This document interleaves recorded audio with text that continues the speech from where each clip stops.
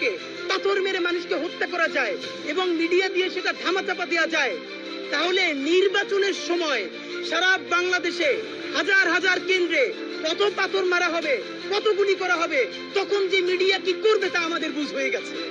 এই প্রস্তর যুগে যাতে ফিরে যেতে না পারে, এই জন্য গত একটা বছর আপনারা কি ছিঁড়েছেন, এই ছেঁড়া জিনিসটার নাম বলেন। প্রথমত হলো যে এইরকম একটা ঘটনা নিয়ে আসলে আমাদেরকে কথা বলতে হবে। রাষ্ট্রের পুনর্গঠনে তো আমাদেরকে অনেক ব্যাপারে কথা বলতে হচ্ছে, আমরা সবাই মিলে বলবার চেষ্টা করছি যে যার জায়গা থেকে।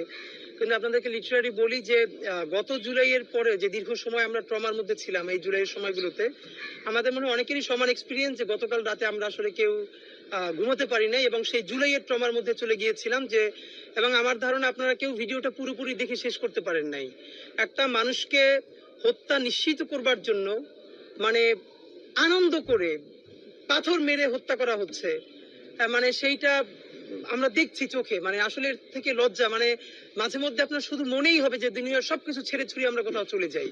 আমাদের আসলে এত অসহায়ত্ব এই রাষ্ট্রের মধ্যে, আমরা কোথায় যাব আসলেই আমরা জানি না। তো আপনাদেরকে যেটা একটা কথা সেটা হচ্ছে যে দেখলাম যে সরকারের মধ্য থেকে একজন উপদেষ্টা আসিফ মাহমুদ তিনি ফেসবুক পোস্ট দিয়েছেন যে প্রস্তর যুগে চলে এসেছি আমরা, আর বিএনপি উল্টাভাবে বলছে যে সরকার ব্যর্থ। তো দুজনকে ছোট দুটো প্রশ্ন করে আমরা আমাদের কিছু ফাইন্ডিংস বলতে চাই। সরকার বলছে বা সরকারের একজন উপদেষ্টা, মানে এটা সরকারেরই ভয়েস নিশ্চয়ই, যে প্রস্তর যুগে এসছে। তো এই যে জুলাইয়ের পরে আদিম অসভ্যতায় ফিরে যাওয়া আপনি যেটাকে বলেছেন, তাহলে গত এক বছর আপনারা তো বাংলাদেশের ইতিহাসে সব থেকে সুশীল, সভ্য, মডেস্ট সরকার আপনারা। তো এই সুশীল এনজিওবাদী সরকার থাকা অবস্থায় বাংলাদেশ কিভাবে প্রস্তর যুগে ফিরে গেল? এই প্রস্তর যুগে যাতে ফিরে যেতে না পারে, এই জন্য গত একটা বছর আপনারা কি ছিঁড়েছেন, এই ছেঁড়া জিনিসটার নাম বলেন। পুলিশে কয়জন নতুন পুলিশ নিয়োগ দিয়েছেন? একটা শুধু কনস্টেবল নিয়োগ হয়েছে ছোট করে। অথচ এই রাষ্ট্র পুনর্গঠনের জন্য সব থেকে বড় আমাদের দরকার ছিল পুলিশ। হাজারবার বলেছি আপনারা কমপক্ষে 50,000 পুলিশ নিয়োগ করেন। এই 50,000 পুলিশ যদি একটা টাকা ঘুষ না দিয়ে চাকরি নিতে পারে, তাহলে তার কোনো দায় নাই যে ঘুষ খেয়ে তারপরে যেই টাকা দিয়ে চাকরি নিছে সেই টাকা ফেরত দিতে হবে। আপনি 50,000 তো দূরের কথা, আপনি কয়জন পুলিশ নিয়োগ দিচ্ছেন? আপনি নিয়োগ দিতে পারেন নাই। নাম্বার 2, আর্মির ক্ষেত্রে যেই অবস্থায় আর্মি তার ক্ষমতা আছে, মানে যে কাউকে বিচারিক ক্ষমতা দেওয়া আছে, আর্মির বিচারিক ক্ষমতা থাকা অবস্থায় কি করে এরকম ঘটতে পারে? আজকে ঢাকা শহরের মধ্যে এরকম একটা ঘটনা, এই জন্য আমরা বলছি। আপনারা কি জানেন বাংলাদেশের প্রত্যেকটা ইউনিয়নে, উপজেলায়, জেলায় এরকম প্রতি ঘটনা প্রতিদিন কত ঘটছে? ঢাকার সাংবাদিকতা আর উপজেলা, মফস্বল জেলার সাংবাদিকতা এক না। কারণ আপনারা জানেন বাংলাদেশের কোনো মিডিয়ার সেই ক্যাপাসিটি নাই তাদের উপজেলা প্রতিনিধি, তাদের জেলা প্রতিনিধিকে বিরাট করে স্যালারি দিয়ে ইন্ডিপেন্ডেন্ট আকারে তাদেরকে রাখবে। তারা ওখানে কেউ একটা ব্যবসা করে, কেউ একটা দোকান করে, তার সাথে ওই পলিটিক্যাল এঙ্গেজমেন্টের মধ্যে থাকতে হয়। এমন কোনো ঘটনা নাই যেটা সে তার হাউজে পাঠালে নিউজ করতে পারবে, কারণ পরের দিনই তার বাড়িতে আক্রমণ হবে, সাংবাদিকতা দূরের কথা এলাকায়ও থাকতে পারবে না। বাংলাদেশের ইউনিয়ন থেকে শুরু করে, গ্রাম থেকে শুরু করে, উপজেলা, জেলা, ভয়াবহ অবস্থা। তো আমি সরকারকে বলতে চাই যে আপনারা এই যে এখন এটাকে বিএনপির কি দায় সেটা আমরা বলবো, অন্যান্য রাজনৈতিক দলের কি দায়, কিন্তু আপনি যে রাষ্ট্রে খুব সচেতন ভাবে একটা কেওয়াস তৈরি হতে দিতে পারছেন যাতে আগামীতে একটা আধা সুশীল সরকার, আধা রাজনৈতিক আধা সুশীল সরকার যাতে থাকে, যাতে পলিটিক্যাল পার্টিস গুলোর উপরে মানুষের মন মেজাজ খারাপ হয়ে যায়, এইটা কি আপনি সচেতন ভাবে করছেন না? না করলে এজেন্সি কোথায়? বাংলাদেশে উপরে আল্লাহ, সারা পৃথিবীর যারা ধর্ম বিশ্বাস করে যে একটা গাছের পাতা নড়লেও সে জানে, আর রাষ্ট্রের মধ্যে এজেন্সি জানে দুনিয়ার সব। এইখানে ভয়াবহ হত্যাকাণ্ড ঘটলো, শুধু ঘটে নাই, নিপুণ ভাবে তার ভিডিও করা হলো। তাহলে এই যে এজেন্সি কিছু জানে না, এর মানে আমরা কেউ যদি নাও জানি তাহলে তো রাষ্ট্র জানে। রাষ্ট্রকে কেন সেইটা গ্রেফতার করতে 3 দিন সময় লাগলো? কেন মিডিয়ায়, এবং আরো ভয়াবহ ব্যাপার হলো মিডিয়ায় খেয়াল করেন কিভাবে ব্ল্যাক আউট হয়ে যায় সবকিছু। এইরকম জঘন্যতম ভয়াবহ হত্যাকাণ্ড মূলধারার মিডিয়ায় আসেই নাই, কোন টিভিতে আসে নাই, এমনকি মাল্টিমিডিয়াও আসে নাই। একটা দুইটা পত্রিকা ছোট করে নিউজ করেছে, এবং সেখানেও আবার 2-3টা পত্রিকা তারা তাদের রাজনৈতিক সংশ্লিষ্টতা এড়িয়ে গেছে। একটা দুইটা পত্রিকা সামান্য ইনসাইট দিয়েছে।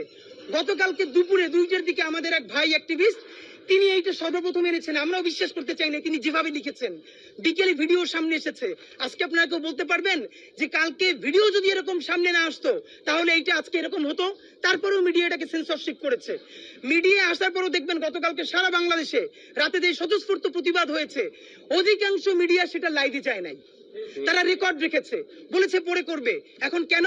মিডিয়ার চরিত্রটা হয়েছে এমন। দেখেন, বাংলাদেশে এমন মিডিয়া হাতে গোনা দুই একটা থাকতে পারে যারা মূলত মিডিয়াকেই বিজনেস আকারে ধরে ওখান থেকেই তাদের হাউসের সবার স্যালারি হয়। মূলত এখানে মিডিয়ার কাজ কাজ করে না, মিডিয়ার কাজ হলো তার কর্পোরেট হাউসের স্বার্থে ডিলিং তৈরি করা। সুতরাং এই যে আগে যারা আওয়ামী লীগ চেটেছে 15 বছর ধরে, সেই চাটাটা এখন জিব্বাটা একটু একবার কুড়ি করে বিএনপির দিকে জিব্বা বাড়িয়ে দিয়েছে। এটা বিএনপিকে বলতে হয় না আমাকে চাটো, কারণ সে জানে আগামী এখন আবার বেশ কিছুদিন ক্ষমতায় বিএনপিকে থাকবে, সুতরাং প্রচুর পরিমাণ বিএনপিকে চাটতে হবে। আপনারা নইলে আপনারা বলেন কোন নৈতিকতার দায়ে আপনারা, আমি 3 থেকে 4টা মিডিয়া হাউসের ভাইদের সাথে ইনফরমালি কথা বলে বোঝার চেষ্টা করেছি যে ভাই সত্য করে বলেন আপনারা কি এটা জানতেন না? ওনারা সঠিক উত্তর দিতে পারেন না। এর মানে হলো ওনারা জানতেন কিন্তু ওনারা এত বড় ঝামেলায় যেতে চান নাই। তো এই যে সেন্সরশিপ, এর মানে মিডিয়া, আজকে একটা প্রশ্ন করি, ঢাকার মধ্যে প্রকাশ্য দিবালোকে পাথর মেরে মানুষকে হত্যা করা যায় এবং মিডিয়া দিয়ে সেটা ধামাচাপা দেওয়া যায়, তাহলে নির্বাচনের সময় সারা বাংলাদেশে হাজার হাজার কেন্দ্রে কত পাথর মারা হবে, কত গুলি করা হবে, তখন যে মিডিয়া কি করবে তা আমাদের বুঝ হয়ে গেছে। এই মিডিয়ার উপরে ভরসা করে বাংলাদেশের নির্বাচন তো দূরের কথা, সামনের কোনো কাজেই যাওয়া যাবে না যতক্ষণ না পর্যন্ত মিডিয়ার সংস্কার করা যাবে, যতক্ষণ না পর্যন্ত পুলিশের সংস্কার করা যাবে। তো সরকারকে বলি, এই যে গত 1 বছরে আগের মিডিয়াগুলো তো সবাই মিলে কম বেশি আওয়ামী লীগকে চাটতে হয়েছে, ইচ্ছায় অনিচ্ছায়। আপনি গত 1 বছরে কয়টা নতুন মিডিয়া আনতে পারছেন যারা জুলাইয়ের ন্যারেটিভ নির্মাণ করবে? আপনি সেইটা পারেন নাই। আপনি মামলা দায়ের করতে পারেন নাই। আমরা ভিডিওকে সামনে আনার আগ পর্যন্ত আপনি গ্রেফতার করতে পারেন নাই।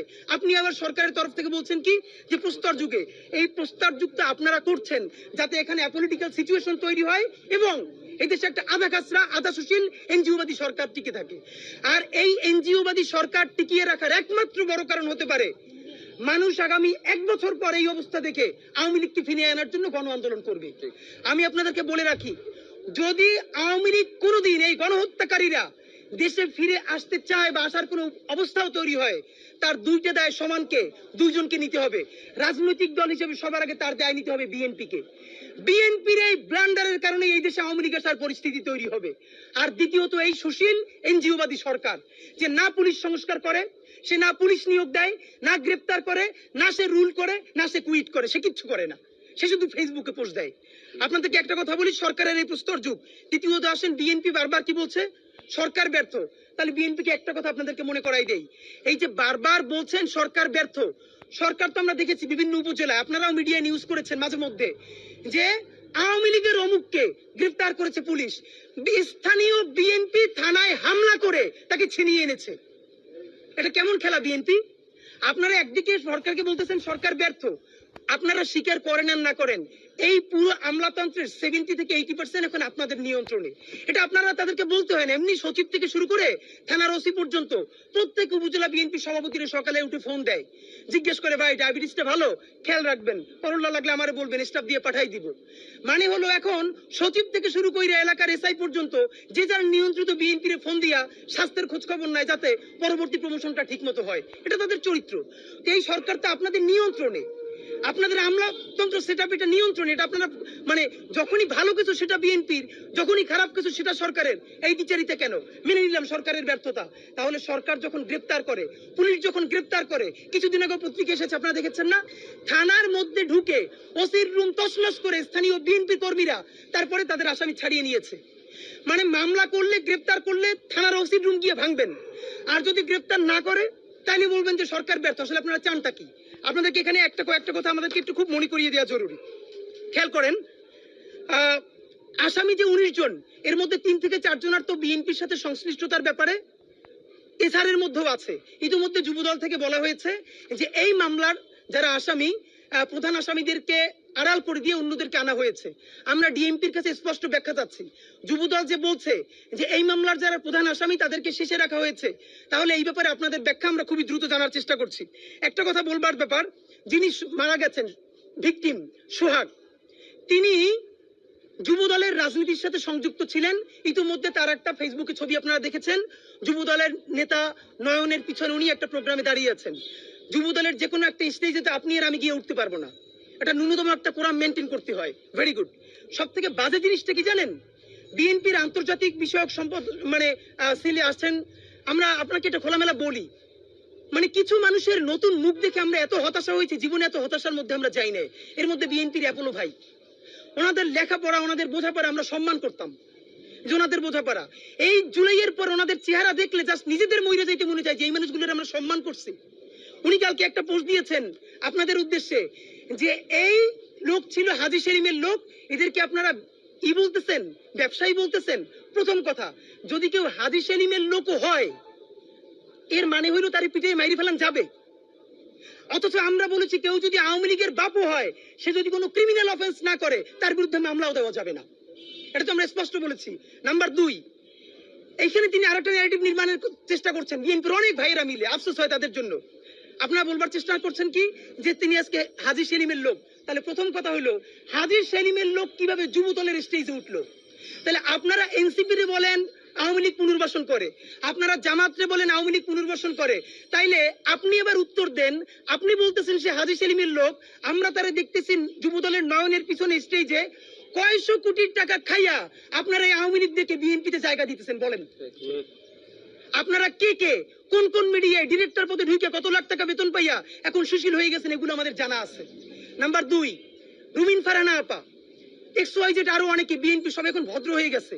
কিরকম? তারা প্রচুর মব বলবার চেষ্টা করছে। আমরা সবসময় মবের বিপক্ষে, আমরা আইন চাই, সুশাসন চাই। 32 কে বারবার বলা হচ্ছে মব করা হয়েছে। তাহলে একটা মজার কথা হলো, দেখেন 32 হইলো বিএনপির কাছে মব, রুমিন ফারহানাদের কাছে মব।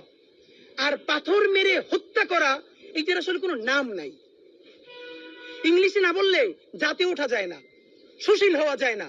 এই জন্য রুমিন ফারহানাদেরকে দেখবেন যে এইটা নিয়ে পাথর মেরে হত্যা করা হচ্ছে প্রকাশ্য দিবালোকে মানুষের সামনে। এইটা কি? এর মানে বিএনপি পলিটিক্স করে এখন মব নিয়া, আর তার লোক মানুষকে পাথর দিয়ে মাইরে ফেলায়। এইসব আপনারা আল্লাহর রাস্তে বাদ দেন। আপনাদেরকে কয়েকটা কথা বলবার ব্যাপার, বিএনপির ক্ষেত্রে এই কথাগুলো বলছি। এই কথাগুলো আপনাদের সামনে এর আগেও বলবার কারণে আমাদেরকে অনেকবার বিভিন্ন ট্যাগিং দেওয়া হয়েছে। আমরা কখনো জামাতের বিটিম, কখনো এনসিপির বিটিম, কখনো কার বিটিম সে নিজেও জানে না, তবে কারো না কারো বিটিম। এই যৌক্তিক সমালোচনা করেছি। যদি বিটিম না বলে সমালোচনাগুলো একটু আমলে নিতেন, তাহলে আজকে আপনাদের এই পরিণতি হইতো না। নাম্বার 1, বিএনপি আপনাদেরকে মনে করাই দেই, অধ্যত্ব ও অহমিকা। আপনাদের বডি ল্যাঙ্গুয়েজে, আরে ভাই 1 বছর আগে ছিলেন বিলাই, টক শোতে যান নাই, অনলাইনে কানেক্টেড হইছেন, সেখানেও কি যেন নক করছে, বাসা থুয়ে দৌড়াইতেছেন। মানে এটা তো আমরা মানি। এর মানে আপনারা বিলেই তো ছিলেন।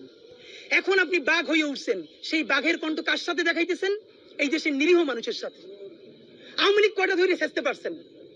কয়টা আওয়ামী লীগের বিরুদ্ধে অ্যাকশনে যাইতে পারছেন? কোটি কোটি টাকা খায় ওই হাজিম সেলিমের লোক স্টেজে উঠান। অধ্যত্ব আর অহমিকা আপনারা এইবার লাস্ট চান্স, যদি বাদ দিতে না পারেন আপনাদের দেশে আর কোনো রাজনীতি থাকবে না, মানে থাকবে না, মনে রাখেন। চূড়ান্ত অধ্যত্ব এবং অহমিকার সিম্বল ছিল শেখ হাসিনা।